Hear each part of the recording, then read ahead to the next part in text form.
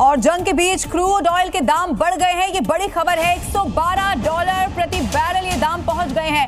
कल रात कतर में गैस प्लांट पर अटैक किया गया था, उसके बाद से माना जा रहा है कि एक और बड़ा असर हुआ है। देखिए, जब से महायुद्ध शुरू हुआ है और जब जब ये कयास लगाए जाते हैं कि आगे और ये बढ़ सकता है, इसी तरह के कयास है कि क्रूड ऑयल पर इसका सीधा सीधा असर समय समय पर पड़ेगा। एक बार फिर से यही खबर है कि क्रूड ऑयल के दाम बढ़ गए हैं।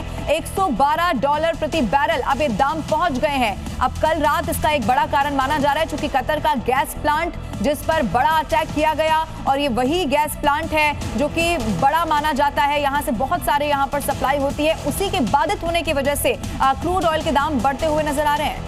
मिडिल ईस्ट की जारी इस जंग हर दिन अब खतरनाक होती चली जा रही है। इससे जुड़ी हुई कुछ डिटेल आपके सामने रखते हैं। ईरान इजराइल युद्ध अब ऑयल वॉर बनता हुआ दिखाई दे रहा है। ईरान के सबसे बड़े गैस क्षेत्र साउथ पर्स गल्फ फील्ड पर यह अटैक हो गया है, जिससे ईरान बुरी तरह से बौखला उठा है। ऊर्जा ठिकानों पर हमले, हॉर्मुज स्ट्रेट बाधित, तेल कीमतों में उछाल से अब ग्लोबल सप्लाई और साथ ही अर्थव्यवस्था पर एक बहुत बड़ा असर पड़ रहा है। इस हमले में साउथ पार्स फील्ड को भारी नुकसान पहुंचा है। एक तरफ ईरान, दूसरी तरफ कतर में फैले इस गैस फील्ड को दुनिया का सबसे बड़ा गैस भंडार कहा गया। साउथ पार्स फील्ड का एक बहुत बड़ा हिस्सा कतर की समुद्री सीमा में फैला है। फारस की खाड़ी में स्थित ये दुनिया का सबसे बड़ा प्राकृतिक गैस क्षेत्र है, जिसे ईरान और कतर नॉर्थ डोम या नॉर्थ फील्ड साझा करते हैं। इस हमले के बाद से सऊदी अरब, यूएई, कतर के तेल और गैस के ठिकानों पर ईरान ने हमला करना शुरू कर दिया है। हमले के बाद ब्रेंट क्रूड ऑयल और यूरोपीय गैस की कीमतों में भारी उछाल आया है। इंटरनेशनल मार्केट में क्रूड ऑयल के दाम $110 प्रति बैरल पर पहुंच गए हैं, तो वहीं यूरोपीय गैस 6% महंगी हो गई है। इस हमले के बाद से हॉर्मुज स्ट्रेट से शिपमेंट बंद होने का खतरा और ज्यादा मंडरा रहा है। इससे केवल सप्लाई ही नहीं रुकेगी, बल्कि भविष्य में तेल के प्रोडक्शन पर संकट पड़ सकता है।